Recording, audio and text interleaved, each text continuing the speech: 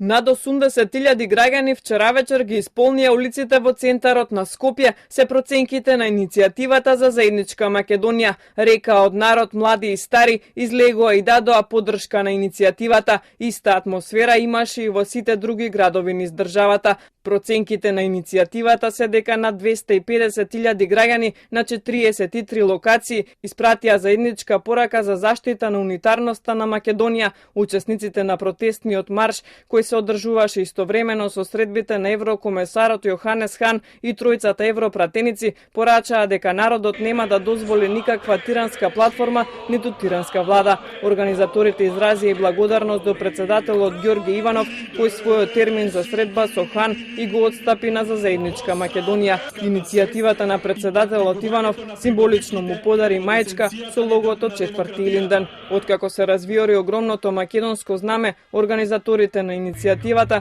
символично ја потресоа оградата на Собранието со порака дека нема потреба од ограда меѓу граѓаните и законодавниот дом.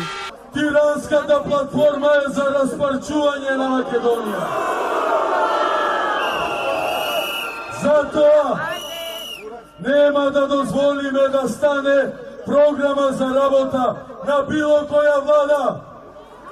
Нема да дозволиме да стане програма на било кој председател на собрание. Ако тоа го дозволиме, Македонија ќе престане да постои. Македонија може да опстои сама ако работите ги земеме во своја рака.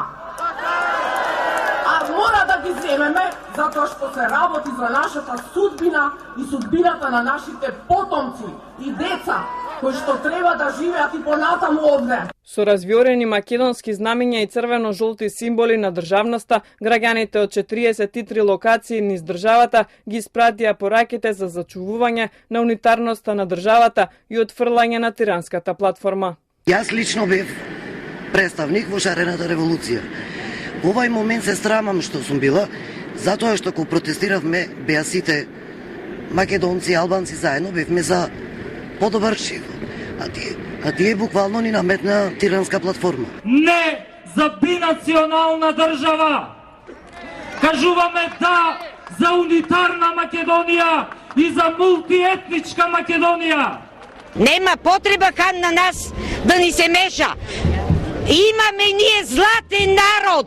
Веста за протестите силно одекна и во светските медиуми, како и во медиумите од регионот. Српски телеграф пишува дека на улиците низ целата држава излегле повеќе од 250.000 луѓе, додека на улиците на нашиот главен град имало над 100.000 луѓе. Во текстот пишува дека граѓаните порачуваат дека нема да дозволат албанска влада и платформи од туги држави да одлучуваат за Македонија. Правда.рс, председателот Ѓорге Иванов го опишува како државник за пример која одби средбата со еврокомесарот Хан, упатувајќи јасна порака. Покрај медиумите од регионот и светските медиуми известуваа вчера за протестите кои се одржаа низ целата држава. Вашингтон Пост во својот текст пишува дека повеќе десетици илјади граѓани излегле на улиците во Скопје, тие мафтајки со црвено-жолти знамиња извикуваа Македонија, Македонија. И Мајами Хералд известуваше од протестите во Скопје. Тие напишаа дека десетици илјади граѓани излегле на улиците во главниот град. Тие покрај Скопје напишаа дека протестите се организираат и на 42 други локации.